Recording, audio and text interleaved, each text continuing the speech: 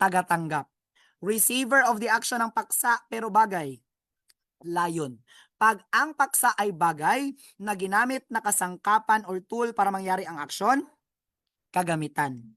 Pag ang paksa ay lugar pero may travel, direksyon. Pag ang paksa ay lugar pero walang travel, siya lang ang pinangyarihan, ganapan. Okay, ganapan po siya. Pero guys, kapag ang paksa natin, siya ang dahilan o reason bakit nangyari ang aksyon, sanhi. Okay, sige, comment sa comment section.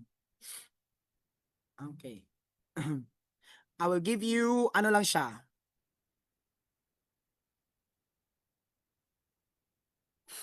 I will give you 20 seconds lang. 20 seconds lang. Ay, 30 seconds. 30 seconds. Sige, use our steps na gitudlo or yung tinulok mo na steps, guys. First step.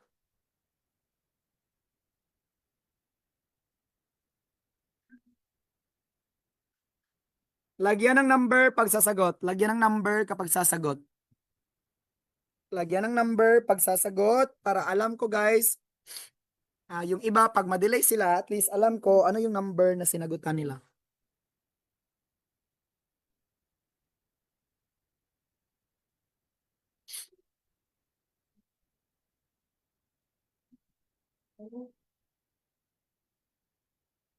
Okay, number 1. Guys, ang paksa, ang bulaklak. Okay, ang pandiwa, pinitas. Okay, pinitas ang bulaklak. Okay, guys.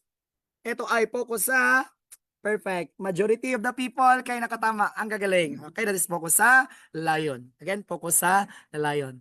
How about number 2, guys? This one. Lumakad ng paatras si Carlo. 20 seconds. 20 seconds. Lumakad ng paatras si Carlo.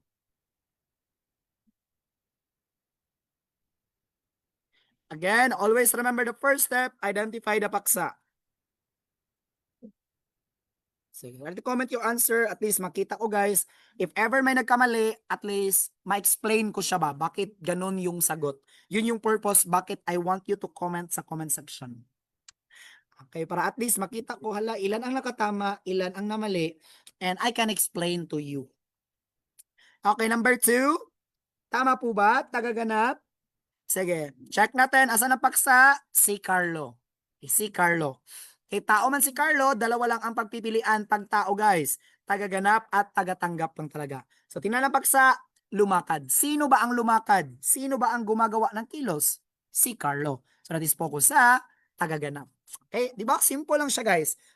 No need ma-emotional. Number 3. Ikinagalit ni tatay ang pag-uwi ko ng madaling araw. Asa na paksa? Ang pag-uwi ko ng madaling araw. Asa na pandiwa? Ikinagalit. Answer.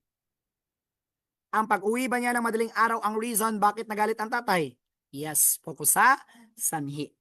How about this number 4? Pinuntahan nila ang Manila Zoo. Okay, careful tayo dito. Careful tayo dito. Number 4, careful tayo rito. 0. Number 4, careful tayo sa number 4. Pinuntahan nila ang Manila Zoo. Saan ang paksa? Ang Manila Zoo. Ang Manila Zoo.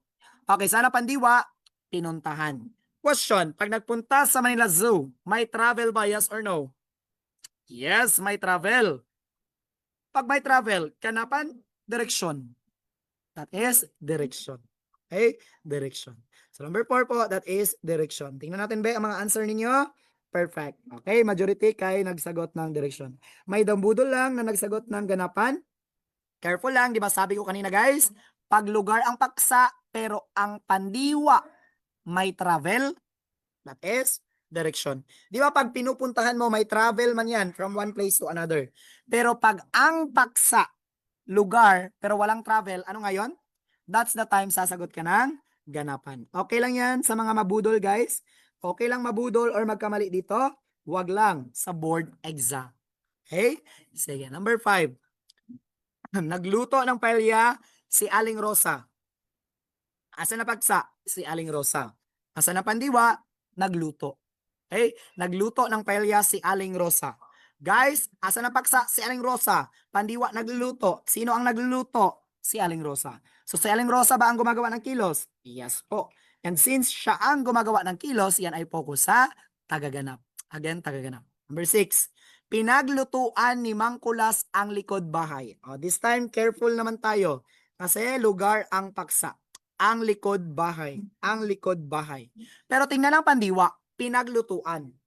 Pag nagluto ka ba sa likod bahay, may travel ba from one place to another kapag nagluto ka? Nag-cook ka lang man. May travel ba from one place to another? Yes or no? Wala pong travel. So if walang travel, ano yan siya? That is what? That is ganapan. Tama po si Sir Matthew. Okay, tama po Sir Matthew. That is ganapan. Pero pag may travel, correction. This one. Ipinanggupit ni Rosa ang gunting. Ipinanggupit ni Rosa ang gunting. Asa ang ipinanggupit. So, ang gunting ba ang ginamit para makomplete ang action? Yes or no?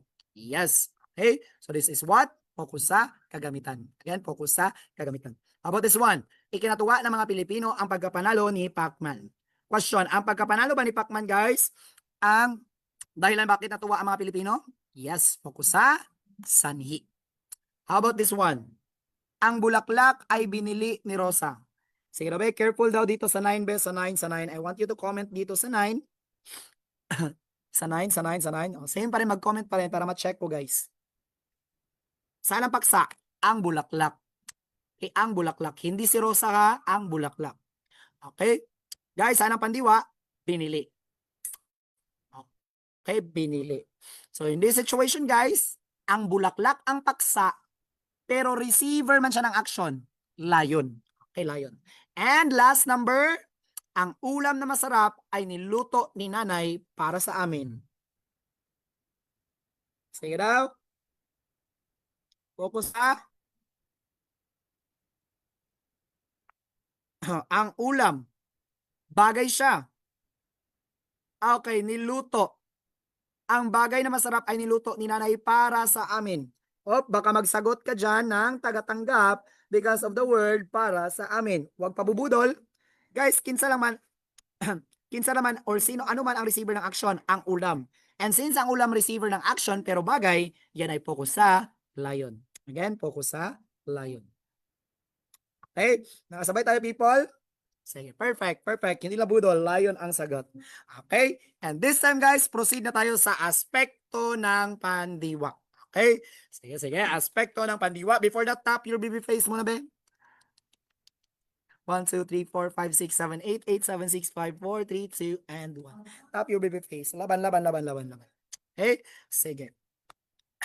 Pag-aspekto ng pandiwa, guys, in English, ito lang po yung tenses ng ating verbs. Okay? So, siya po ang nagsasabi, kailan nangyayari ang aksyon. Okay? Kailan nangyayari ang aksyon. Okay? So, aspekto ng pandiwa, guys, sa Filipino, meron po tayong 4. So, we have perpektibo, kapag ang key